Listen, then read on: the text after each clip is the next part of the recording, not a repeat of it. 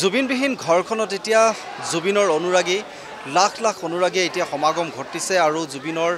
শেষবাৰৰ বাবে শ্ৰদ্ধাঞ্জলি জনাবলৈ এনেদৰে জুবিনৰ অনুৰাগীসকলৰ ভিৰ আহিছে। আমি দৃশ্যটো দেখুৱাম। প্ৰথমতে এনেদৰেই জুবিনৰ অনুৰাগী ইতিমধ্যে এনেদৰে আহি আছে শেষবাৰৰ বাবে নিজৰ যিগৰাকী মনৰ মানুহ আৰু সেইগৰাকী জুবিন সকলোৰে আত্মাস্বৰূপ আৰু জুবিনক শেষবাৰৰ বাবে শ্ৰদ্ধাঞ্জলি জনাবলৈ এনেদৰেই অনুৰাগীসকলৰ ভিৰ বাঢ়িছে। আমি যদি কওঁ ভিতৰত যদি আপুনি দেখিছে হাজাৰ হাজাৰ লোক ভিতৰত আছে, ঠিক একেদৰে বাহিৰৰ পৰিৱেশ যদি সম্ভৱ হয় মই বাহিৰৰ পৰিৱেশো যিহেতু আন্ধাৰ নামি আহিছে আৰু বাহিৰৰ পৰিৱেশো সম্ভৱ হ'লে কিছু দেখুৱাবলৈ চেষ্টা কৰিম। আৰু বাহিৰৰ পৰিৱেশ ইতিমধ্যে আমি কৈছোঁ যে ইয়াৰ বাহিৰৰ পৰিৱেশ ইতিমধ্যে সতীৰ্থ ভিডিঅ' জাৰ্নেলিষ্ট প্ৰভাতে কিছু দেখুৱাবলৈ চেষ্টা কৰিব, যিহেতু বাহিৰতো এনেদৰে হাজাৰ হাজাৰ অনুৰাগী ইতিমধ্যে ৰৈ আছে আৰু কোনো নভবা ঘটনা এটা ঘটি গ'ল আৰু যিটো কোনেও আশা কৰা নাছিল, যিটো বাতৰি ইতিমধ্যে আহিছিল আৰু তাৰ পিছতেই এনেদৰে শোকত ভাগি পৰিছে সমগ্ৰ ৰাজ্য। এতিয়া শোকাকুল পৰিৱেশ আৰু এই মুহূৰ্তত আমি কৈছোঁ যে জুবিনৰ যি অনুৰাগীসকলৰ সমাগম ইতিমধ্যে আমি কৈছোঁ যে পুৱাৰ ভাগৰ পৰা এনেদৰে জুবিনৰ কাহিলীপাৰাস্থিত যি বাসগৃহ আছে বাসগৃহত লাখ লাখ অনুৰাগী ইতিমধ্যে ভিৰ পৰিলক্ষিত হৈছে আৰু আমি জুবিনৰ অনুৰাগীৰ সৈতে কিছু কথা পাতিবলৈ চেষ্টা কৰিম। সকলো আহিছে আৰু জুবিনৰ বাবেই হয়তো আহিছে। কেনেকুৱা কি ক'ব এই মুহূৰ্তত? এইটো কেতিয়াও ভাবিব নোৱাৰা এটা কথা, অতিকৈ বহুত দুখ লাগিছে সকলোৰে। আমি বিচাৰিম তেওঁ ভালে কুশলে আহক, তেতিয়া আৰু একো ক'ব লগা নাই। নিশ্চিতভাৱে চাওক, এয়া জুবিন অনুৰাগী। আমি কৈছোঁ যে জুবিন অনুৰাগী এনেদৰে ভিৰ কৰিছে আৰু তেওঁলোকে জুবিনৰ আচলতে শেষ মুহূৰ্তত জুবিনক যাতে তেওঁলোকে বিদায় দিব পাৰে, শ্ৰদ্ধাঞ্জলি জনাই তেওঁলোকে শ্ৰদ্ধাঞ্জলি অৰ্থাৎ জুবিনৰ যিহেতু বাসগৃহত কালিৰ পৰা যিটো পৰিৱেশ ইতিমধ্যে বিৰাজ কৰিছে। কেনেকুৱা ধৰণৰ কি ক'ৰ পৰা আহিছা? কোন জেগাৰ পৰা আহিছা? আমাৰ ফটালাম্বাৰী ৰথখোলা জুবিনৰ বাবে আহিছে। মোৰ ডাঙৰ দাদা আমাৰ এটা শিল্পী। চাওক, আমি কৈছোঁ যে এনেদৰেই জুবিনৰ যি অনুৰাগীসকল আছে, অনুৰাগী ভিৰ বাঢ়িছে আৰু যিহেতু সময় এটা নিৰ্ধাৰণ কৰি দিয়া হৈছে, যিহেতু কালিৰ পৰা যি পৰিৱেশে বিৰাজ কৰিছে জুবিনৰ অনুৰাগীসকল এনেদৰে যি লাখ লাখ অনুৰাগী ৰাজ্যৰ বিভিন্ন প্ৰান্তৰ পৰা আহি তেওঁক শেষবাৰৰ বাবে শ্ৰদ্ধাঞ্জলি জনাবলৈ আহিছে। আৰু এই মুহূৰ্তত আমি কৈছোঁ জুবিনৰ গান, সেয়া জুবিনৰ গান আছিল যি গানে জুবিনে প্ৰতিজন মানুহকে চুই গৈছিল। আমি এগৰাকী লোক আছে যিহেতু আমি কথা পাতিবলৈ চেষ্টা কৰিম, যিটো জুবিনৰ লগত বিভিন্ন সময়ত তেওঁ সহযোগী হিচাপেও আছিল আৰু মাজুলীৰ পৰা ইতিমধ্যে আহিছে আৰু আমি কথা পাতিছোঁ কিছু কথা। মই অকণমান আপোনাৰ ওচৰলৈ আহিছোঁ। জুবিন গাৰ্গৰ সৈতে বহুদিন আপুনি আছিলে বুলি কৈছে, কেনেকুৱা পৰিৱেশত আছে? মই তেখেতৰ ওচৰত নিজৰ ভাইটি হিচাপে আছিলোঁ। মই কোনো দৰমহা কিবা কিবিৰ লগত নাছিলোঁ। দিছিলে মোক কিবা এটা পাৰিশ্ৰমিক দিছিলে, কিন্তু মই তেখেতৰ লগত দৰমহা হিচাপত নাছিলোঁ, তেখেতৰ ভাইটি হিচাপে কাম কৰিছিলোঁ। মানে বিশেষকৈ কাম বুলিবলৈ কি বিহুৰ প্ৰগ্ৰেমকেইটা আৰু তাৰ মাজতে বিহু প্ৰগ্ৰেম শেষ হ'লে ক'ৰবাত যাবলৈ কিবা কৰিবলৈ সেই লগতে যাব লাগে, বাকীটো কাম নাই। ষ্টুডিঅ'তে দিনটো থকা, ৰুমতে থকা, তেনেকৈ আছিলোঁ। মোৰ অকণমান ঘৰুৱা অসুবিধাৰ কাৰণে মই ঘৰলৈ গুচি যাবলগীয়া হ'ল। তাৰপিছত তেওঁ বুলি তেখেতে মোক প্ৰগ্ৰেম হ'লে, বিহু শ্ব'ত হ'লে, কিবা কিবি শ্ব' হ'লে মাতে, তেতিয়া যাওঁ। মাজুলী হ'লে মোক খবৰ দিয়ে, মই মাজুলীলৈ আহিছোঁ, তই আমুক জেগাতে মই আছোঁ। তেনেকৈ মাজুলীত প্ৰতিটো পেণ্ডেলতে যাওঁ আৰু মোৰ কথাও প্ৰতিটো পেণ্ডেলতে তেখেতে কয়, চিনাকি কৰি দিয়ে সকলোৰে আগত। তেখেতক হেৰুৱাই পেলাই মোৰ এজন অভিভাৱক হেৰুৱা লিখীয়া মোৰ আজি অনুভৱ হৈছে। মানে বিপদে আপদে তেখেতে মোক বহুত সহায় কৰিছিলে। কোনবোৰ স্মৃতি আজিৰ দিনটোত আপোনাৰ মনত পৰিব, যিহেতু 7টা বছৰ আপুনি জুবিনৰ লগত একেলগে থাকিলে, যিটো অনাকাংক্ষিত ঘটনা ইতিমধ্যে ঘটিছে, যি জুবিন গাৰ্গ আমি ভাবিছিলোঁ আৰু বহুদিন থাকিব, তেওঁ আমাৰ মাজত থাকিব, আমাৰ বাবে গীত গাব, আমাৰ বাবে গীত লিখিব, আৰু সেইগৰাকী জুবিন গাৰ্গ হঠাৎ যেতিয়া নোহোৱা হৈ গ'ল, প্ৰথমতে আপোনাক কোনটো কথাই বেছি আঘাত দিছিল? জুবিন দাই মোক প্ৰথম আঘাত দিছে, তেখেতে মোক বহুত বিশ্বাস কৰিছিলে। যিকোনো শ্ব'ৰ পৰা যেতিয়া পইচা আহে, পইচা মই লিখিছিলোঁ, লিখোঁতে মোক তেখেতে ধমকি দিছিলে, মোৰ আগত পইচা লিখি নেদেখুৱাবি, মোৰ আগত বিশ্বাসত থাকিবি। সেই কথাটোৱে আজিলৈ মোক বহুত মনত পেলাই আছে। মানে বাৰে বাৰে মই পইচাখিনি লিখি থৈছিলোঁ আচলতে, তেতিয়া মোক কৈছিলে পইচা মোৰ আগত লিখি নেদেখুৱাবি, মোৰ লগত বিশ্বাসত থাকিবি, একেদিনাই জুবিন গাৰ্গ হ'বলৈ নিবিচাৰিবি। সেই কথাটোৱে মোৰ বহুত মানে খুন্দিয়াই আছে মনত। এই ঘটনাটোৰ পিছতে বহু প্ৰশ্ন উত্থাপন হৈছে, অনুৰাগীৰ বহুত প্ৰশ্ন উত্থাপন কৰিছে, যিহেতু এটা নৰ্থ ইষ্ট ফেষ্টিভেল ইতিমধ্যে কৈছে, নৰ্থ ইষ্ট ফেষ্টিভেললৈ লৈ গৈছিল, লৈ যোৱাৰ পাছতেই এনে ঘটনা সংঘটিত হৈছে। কিন্তু জুবিন অসুস্থ, সেই কথা হয়তো সকলোৱে জানে। আমি বিগত সময়তো বাতৰি সম্প্ৰচাৰ কৰিছোঁ জুবিনৰ অসুস্থতাক লৈ। তাৰ পাছতো আচলতে লৈ গৈ আচলতে এনেদৰে এটা ঘটনাক লৈ আপুনি এই ঘটনাটোক লৈ আপোনাৰ মনত কি ভাৱ আহিছে বা আপুনি এই ক্ষেত্ৰত কি ক'ব? চাওক, মানে লগত যিজন এতিয়া বৰ্তমান আছে, তেখেতে তেওঁ প্ৰতিটো মানে সৰু সৰু কথাও তেখেতে জানে তেখেতে কি খায় কেনেকৈ থাকে কেতিয়া শুৱে কি কৰে তেখেতে প্ৰতিটো কথাই গম পায় আৰু তেখেতে অসুস্থটো অকল মই নহয় তেখেতে নে গোটেই অসমবাসীয়ে গম পায় তেখেতে অসুস্থ মানুহ এজনক তেনেকৈ ফটককৈ মানে পানীত বা সাঁতোৰা কিবা কৰাত মই সেইটো মানে অকণমান অসুবিধাত পাইছোঁ এতিয়া কি ক'ম মানে আৰু তেখেতক এতিয়া বাধা দিবলৈও কোনো ফটকৈ নোৱাৰে তেখেতে নিজৰ মৰ্জিতে কাম কৰে বাৰু কিন্তু এতিয়া বিশেষকৈ তাত আমি নাইকিয়া সেইটো অলপ ক'বলৈ অসুবিধা হৈছে নিশ্চিতভাৱে আমি কৈছোঁ যে যুৱ প্ৰজন্মৰ মাজত সদায় জুবিন একেবাৰে এটা বেলেগ এটা পৰিচয় থাকে আৰু যুৱ প্ৰজন্মৰ হাৰ্টথ্ৰব জুবিন গাৰ্গ আৰু জুবিন গাৰ্গৰ যিটো কৈছোঁ অনুৰাগীৰ ইতিমধ্যে যি ধৰণৰ অনুৰাগী পুৱাৰ পৰা এনেধৰণে লাখ লাখ অনুৰাগী ইতিমধ্যে শ্ৰদ্ধাঞ্জলি জনাবলৈ উপস্থিত হৈছে আৰু আমি কৈছোঁ যে গান যিটো গান মায়াবিনী আচলতে প্ৰতিটো মুহূৰ্তত এতিয়া মায়াবিনী এই গানটো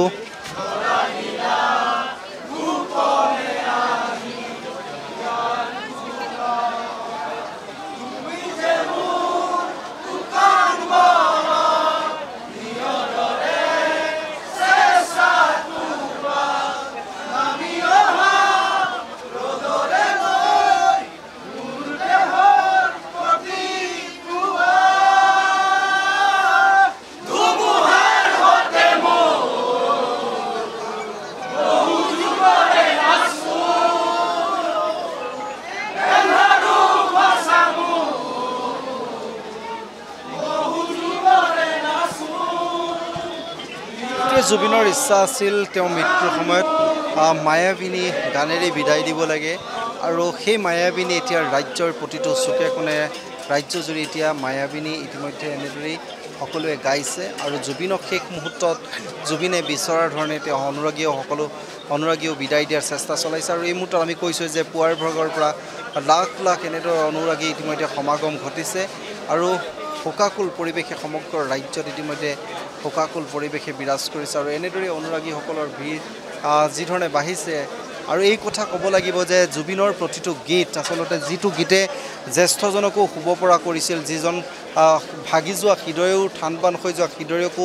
জোৰা লগাব পৰা এটা ক্ষমতা আছিল জুবিনৰ গীতত আৰু আমি কৈছোঁ যে জ্যেষ্ঠ কনিষ্ঠ জুবিনৰ প্ৰতিগৰাকী অনুৰাগী এতিয়া সমাগম ঘটিছে আমি ইয়াৰ ভিতৰৰ পৰিৱেশ দেখুৱাবলৈ চেষ্টা কৰিছোঁ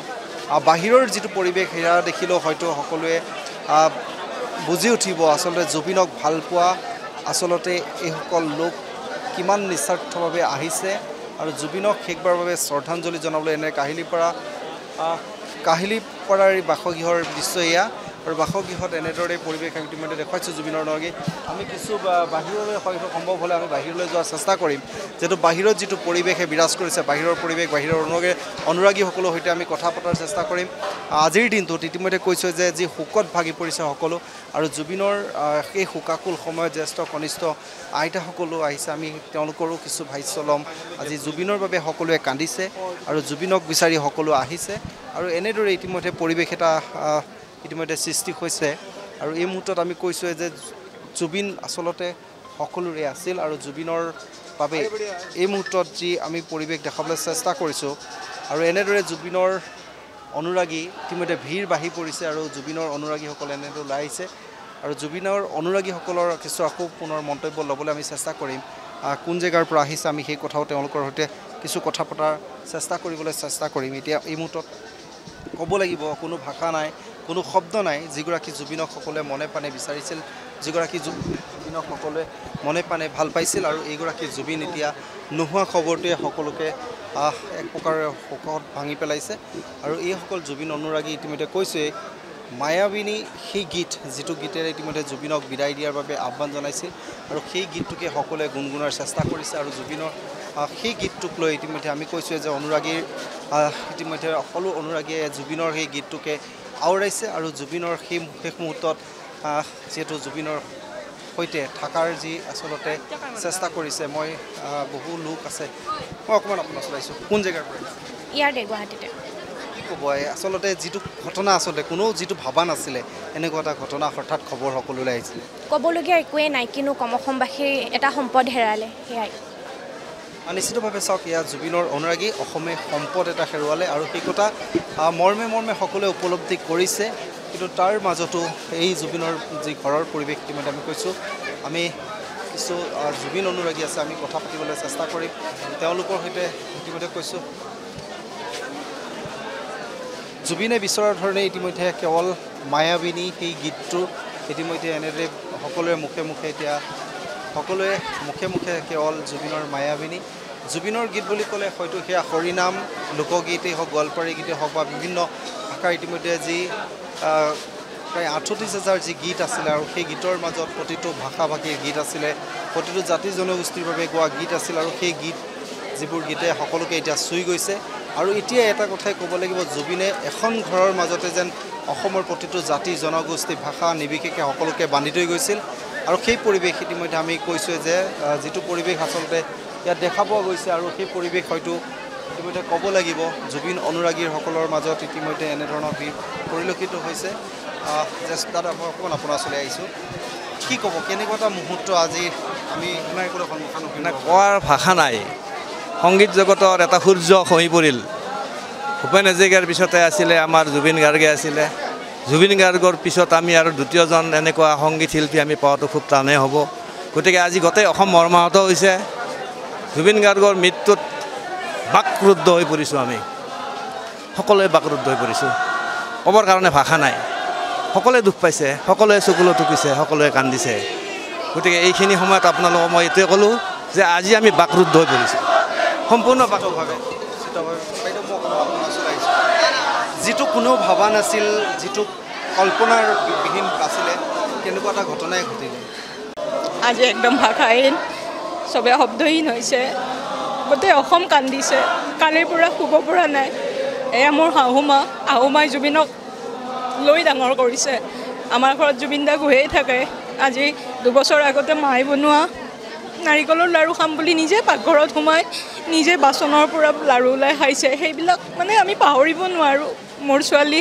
দিল্লী ইউনিভাৰ্চিটিত গৈছে যোৱাৰ আগতে কৈছিল এবাৰ মই জুবিন মামাক লগ কৰিম তেওঁ নিজে আমাৰ ঘৰত গৈ তাইক লগ কৰি আশীৰ্বাদ দি আহিছিল আজি ইমান মানে কেনেকুৱা লাগিছে বুজাব পৰা নাই মোৰ শাহুমাই আৰু ভালকৈ ক'ব মাৰ সান্নিধ্য বেছি আহিছে কেনেকৈ পাইছিলে জুবিন গাৰ্গক আজি মই মোৰ নিজৰ ল'ৰা হেৰুৱা যেন পাইছোঁ মোৰ বহুত দুখ লাগিছে সি কৈয়ে গৈছিল যে ছিংগাপুৰৰ পৰা আহি আমাৰ ঘৰত যাব এতিয়া মোৰ ল'ৰা দুটা সেইকাৰণে ৰ'ব পৰা নাই দুইটা ল'ৰাই মানে সিহঁতে বহুত হেৰি কৰিছে কালিৰ পৰা সিহঁত ইয়াৰ পৰা যোৱাই নাই মই আহিবই নোৱাৰোঁ কিন্তু মই ঘৰত ৰ'ব পৰা নাই কাৰণে গুচি আহিছোঁ কেনেকৈ পাইছিলে কেনেধৰণে পাইছে একদম তাক সৰুৰ পৰাই পোৱা যেতিয়া সি হাৰমনিয়াম ল'ব শিকিছে তেতিয়াৰ পৰাই আমাৰ লগত জুবিনৰ মানে সম্পৰ্ক আমি তেতিয়া বিজনীত আছিলোঁ চাকৰি সূত্ৰে তেওঁলোকো আছিল গতিকে মোৰ ল'ৰা ছোৱালীৰ লগত সি সৰুৰ পৰাই ডাঙৰ হোৱা সেইকাৰণে মই আজি বহুত বেছি কষ্ট পাইছোঁ মোৰ নিজৰ ল'ৰা হেৰুৱা যেন পাইছোঁ সেইটোৱে কওঁ প্ৰতিগৰাকী অসমীয়াই ইতিমধ্যে কান্দিছে আৰু ৰাজ্যত শোকত ভাগি পৰিছে আমি যদি কওঁ সকলোৰে মুখত কেৱল জুবিন গাৰ্গ আৰু মায়াবিনী গীতেৰে সকলোৱে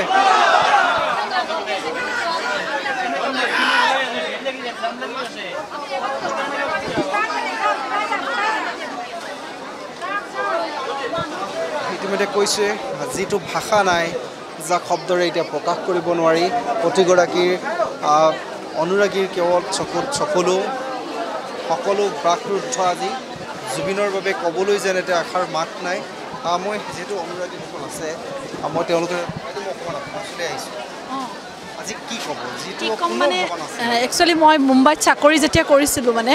জুবিন দাক ইমান ওচৰৰ পৰা পাইছিলোঁ তাৰপিছত মোৰ দেউতাৰ কেঞ্চাৰ হৈছিলে আমি মুম্বাইত টাটামেমলৈ যেতিয়া আছিলোঁ জুবিন দাই মানে যিটো উৎসাহ প্ৰেৰণা আগবঢ়াইছিলে নহয় এনেকুৱা লাগিছে নিজৰ দাদা এজন হেৰাই গ'ল আৰু অসমৰ এজন মানে এনেকুৱা এজন ব্যক্তি যিজনক আৰু দুনাই মানে পোৱা নাযাব জুবিন দাই জাতি ধৰ্ম ভাষা নিৰ্বিশেষে জুবিনে নিজে সদায় এটা কথা কৈছিল ন যে মোৰ কোনো জাতি নাই মোৰ কোনো ধৰ্ম নাই আৰু আজি সেইটো প্ৰমাণো হৈছে কিমান কি আহিছে কিন্তু এইটো এটা দুখৰ কথা মৰ্মান্তিক খবৰ যিটো মানে সহ্য কৰিব পৰা নাই আৰু জুবিন দাক মই পাৰ্চনেলি পাইছোঁ সেইটো মানে মোৰ বিশ্বাসেই হোৱা নাই যে এতিয়াও এইখন ঘৰত জুবিন দা নাই সেইটো মানে মই বুজাব নোৱাৰোঁ জুবিন দাক এজন বন্ধু হিচাপে দাদা হিচাপে পাৰ্চনেলি মই পাইছোঁ তাৰপিছত মোৰ কোনো ভাষা নাই আৰু কোৱাৰ আমি কৈছোঁ যে প্ৰতিগৰাকী অনুৰাগী আছে মই অকণমান আপোনাৰ ওচৰত আহিছোঁ জুবিনৰ গান আমি সকলোৱে শুনিছোঁ আমাৰ যেন জুবিনৰ গানে প্ৰতিটো মুহূৰ্তত আমাক নিশা যদি আমি কেতিয়াবা ভাগি পৰিছোঁ জুবিনৰ গান শুনিলে চাগে আমাৰ মাজত সাহস আৰু প্ৰেৰণা পাইছে আজিৰ দিনটোত কি ক'ব সেইগৰাকী মানুহেই নাই যিগৰাকী আমাক ভাষাই নাই ক'বলৈ তেওঁৰ ফটোখনত তেওঁৰ মালাডাল চাকি গছ চাব নোৱাৰোঁ মানে আমি ভাষাই নাই একো ভাষা নাই নাজানো এইটো দুখৰ পৰা আমি ওলাব পাৰিম নে নোৱাৰিম অপূৰণীয় ক্ষতি আৰু সিমানে কম বেয়া লাগিছে চাওক আমি কৈছোঁ যে জুবিনৰ মই ইতিমধ্যে কৈছোঁ যে জুবিন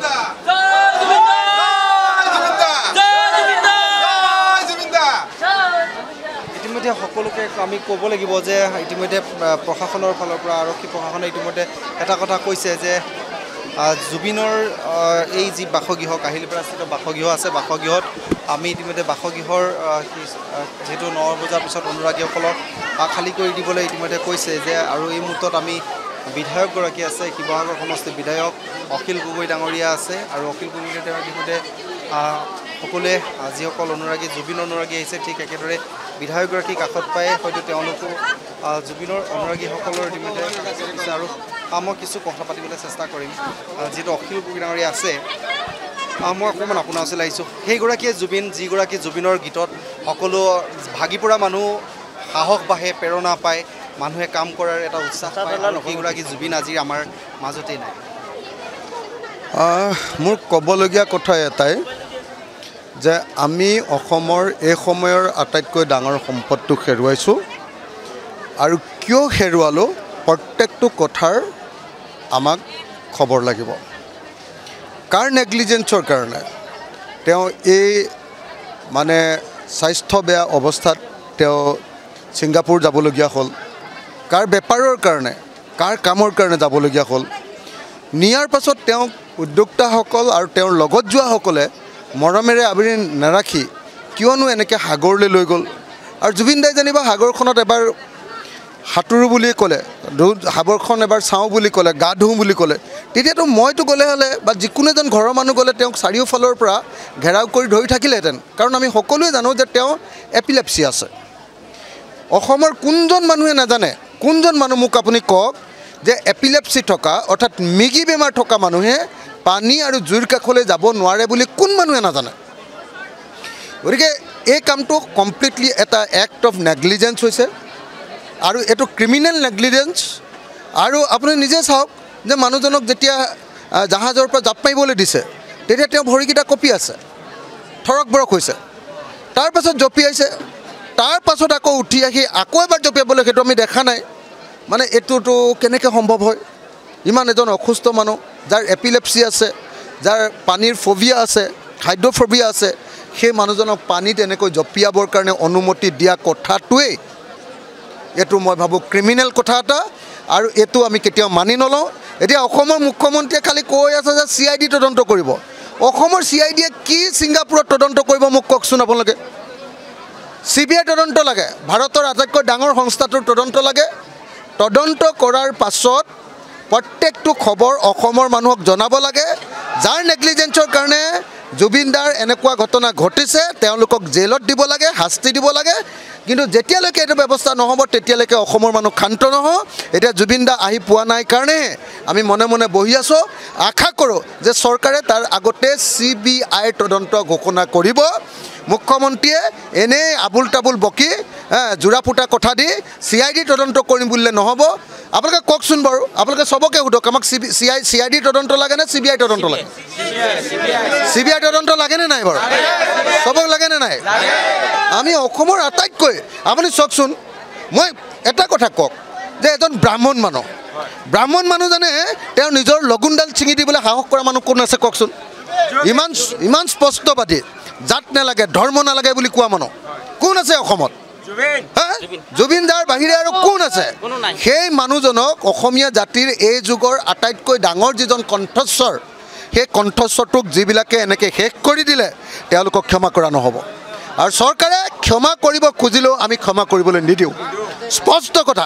স্পষ্ট কথা বেয়া পায় ভাল পায় আমি নাজানো আজি এই দিনটোত ইমান মই টানকৈ ক'ব লাগে নে নালাগে মই নাজানো কিন্তু দিনটো গোটেই দিনটো ৰাতিপুৱাৰ পৰা ৰাতিলৈকে আছোঁ একদম মাথা গৰম উঠি আছে মানুহৰ মৰম দেখিছোঁ একদম বাচ্চা ল'ৰাটোৰ পৰা ডেকা ল'ৰাজনৰ পৰা যৌৱনপ্ৰাপ্ত মানুহজনৰ পৰা একেবাৰে বৃদ্ধ মানুহজনলৈকে যি ধৰণে শুকাই কান্দিছে দেখিলে গম পাব জুবিন দাক মানুহে কিমান ভাল পায় গতিকে এতিয়া এনেকৈ মই মুখ্যমন্ত্ৰীক কৈ দিছোঁ মই তেওঁৰ বিধানসভাৰে এজন MLA ইমান টানকৈ ক'ব নাপায় কিন্তু কৈছোঁ যে আপুনি যে CIDৰ কথা কৈছে এই CIDৰ কথা গুলি মাৰক আমাক নালাগে আমাক CBI তদন্ত লাগে লাগেনে নাই CBI তদন্ত লাগে এইটো সকলো মানুহৰ সকলো অসমীয়াৰ প্ৰত্যেকজন জুবিন দাক ভাল পোৱা আৰু প্ৰত্যেকজন ভাল অসমীয়াৰ দাবী হ'ল যে আমাক CBI তদন্ত লাগে আমাক ন্যায় লাগে